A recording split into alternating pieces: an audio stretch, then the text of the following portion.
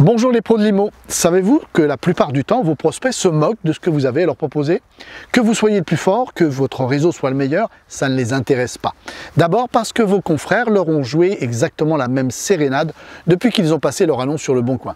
Ensuite, parce que l'unique chose qui occupe leur esprit pour le moment, c'est la vente de leurs biens et rien d'autre. On détaille cela dans un instant, juste avant, n'oubliez pas, c'est fait, alors pub. Rejoignez l'équipe de Dominique. Il vous fera bénéficier de son expérience, de ses formations et des outils du réseau AOSIMO. Vous toucherez 85% sur toutes vos ventes. Nous faisons et proposons tous à peu près les mêmes services. Nos clients ne sont pas dupes, ils le savent. Alors, si d'une manière ou d'une autre, vous n'êtes pas meilleur que les autres, il est fort probable que vous n'ayez pas plus de chances que vos confrères d'être choisis par vos prospects. Cela devient donc une véritable loterie où les occasions de gagner sont proportionnellement inverses au nombre de concurrents présents sur votre secteur. Se différencier, c'est un sujet déjà abordé dans une précédente vidéo intitulée « Le savoir-être en immobilier » que je vous invite à revoir. Cliquez ici. Sinon, le lien sera disponible quelque part autour de cette vidéo.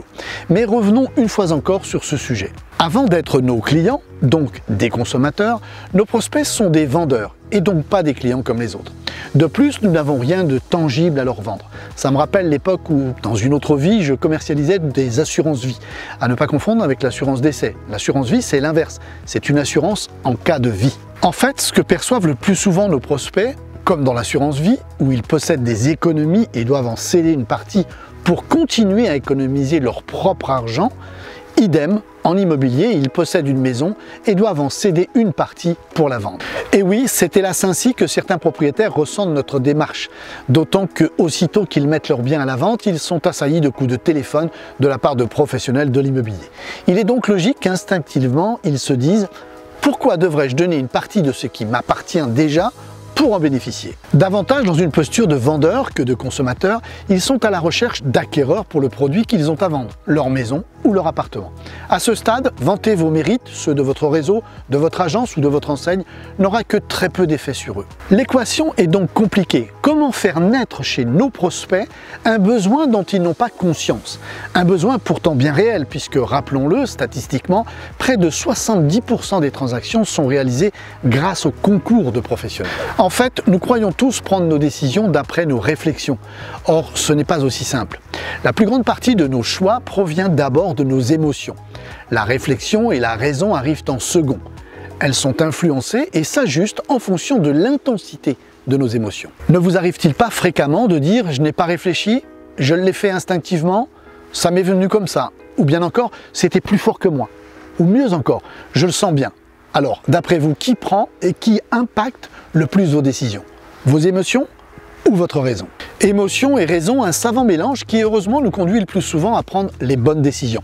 Connaître et faire appel aux émotions de nos prospects sera donc déterminant, si l'on veut les amener à raisonner, à découvrir ce que nous pouvons leur apporter pour qu'ils puissent choisir ou non notre solution. C'est par le questionnement et l'écoute et l'empathie que nous réussirons à identifier les émotions de nos prospects. Dans ce cas, vos questions devront avant tout porter sur le projet, sur la situation qu'ils vivent à l'instant T. Ce n'est jamais facile de ne pas savoir si l'on va devoir ou non déménager prochainement. Leurs souhaits, le calendrier qu'ils se sont fixés.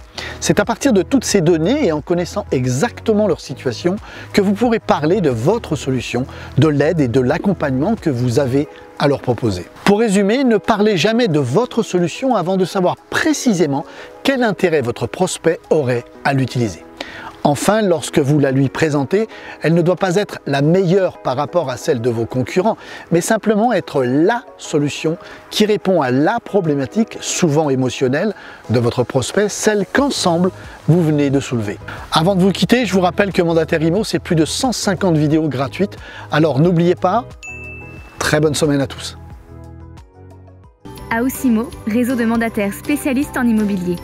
Un pack complet à 85 €. Une réversion de 85% sur toutes vos affaires.